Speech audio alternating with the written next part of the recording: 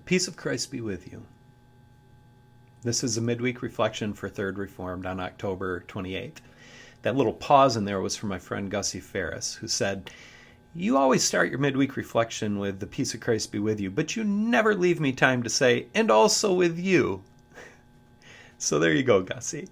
And I really do hope for all of you that the peace of Christ is with you in this day, especially as we head into the last week before an election that has turned the emotional intensity in our nation up to 11. I've found myself in that whole mix and wash of intense emotions and feelings, thinking about love a lot lately. It probably started 3 weeks ago when I officiated my first pandemic wedding. And the couple chose for the text in that ceremony the all-time greatest hit for wedding passages from the Bible, 1 Corinthians 13, where the Apostle Paul is writing to the church in Corinth and launches into this beautiful, poetic, kind of extended reflection on the nature of love. Now, love is a concept that's been cheapened beyond belief in our culture, often either tied to just kind of the passing feelings of infatuation or used as this kind of blank check to say we never have to have hard conversations or convict one another of areas where we need to grow in holiness. And neither one of those is an accurate reflection of love.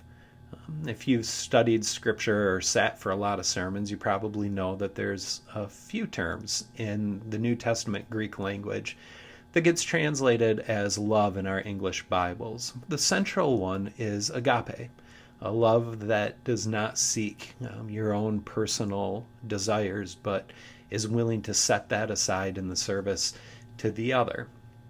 And that notion of love is so incredibly central in the New Testament that we even hear that God is agape, self-giving love. The two are synonymous. God is love. It is a calling that's at the very heart of who we are. And so I'm always grateful, when I hear these words from Paul, to give us a clearer picture of what the nature of that love is. And I was thinking again as I was prepping for that wedding, how many passages there are like this that we have listened to so many times we stop hearing them. They're too familiar, just kind of wash past us and we go, yay, I know that one, without really having ears to hear. So today I just wanted to sit a little bit and see if we can maybe hear what Paul is saying about the nature of love, which we are called to hold as our primary motivator in this life. He says, "If I speak in the tongues of mortals and angels but do not have love, I'm a noisy gong or a clanging cymbal. And if I have prophetic powers and understand all mysteries and all knowledge, and if I have all faith, so as to remove mountains but do not have love, I am nothing. If I give away all my possessions, and if I hand over my body so that I may boast but do not have love, I gain nothing. Love is patient. Love is kind. Love is not envious, or boastful, or arrogant, or rude. It does not insist on its own way. It is not irritable or resentful. It does not rejoice in wrongdoing, but rejoices in the truth.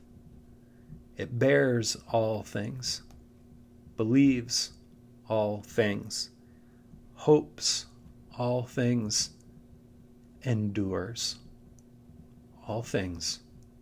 Love never ends."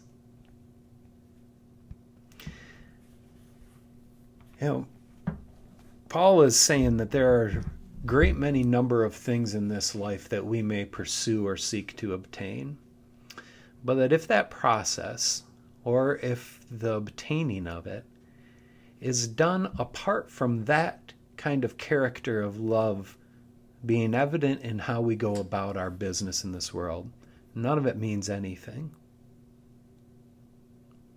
There is nothing that we could pursue apart from embodying that kind of love that has any lasting value.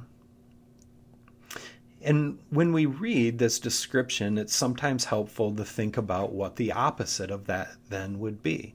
So if this is what love looks like, then if I am impatient, unkind, if I am envious and boastful, if I'm arrogant, if I'm rude, if I insist on my own way, if I'm irritable, if I'm resentful,